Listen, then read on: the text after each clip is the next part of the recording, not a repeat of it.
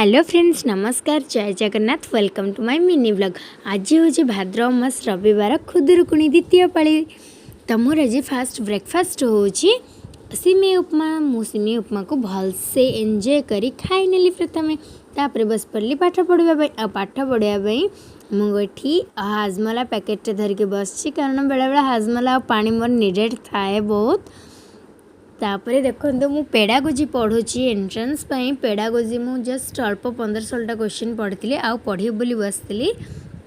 तापर मत माँ डाकिकी कहले, देख आम बारी के सुंदर कखर फुल होती, तो पिठा करी। मुझे कहली हाँ पिठा कर दियो। तापर पिठा आसी पहुँचीगला। पिठा बहुत टेस्टी था, सतरे बहुत टेस्टी था, बहुत भल लगे। तो मुझे एंजॉय करके पाठ पढ़ुली। पाठ पढ़ा पर मोर आसीगला लंच। लंच रे आज भात, शाग भजा, डालमा आउ कलरा आलू चकटा। जेहेतु आज खुदुरुकुणी तो यह सब साधारण।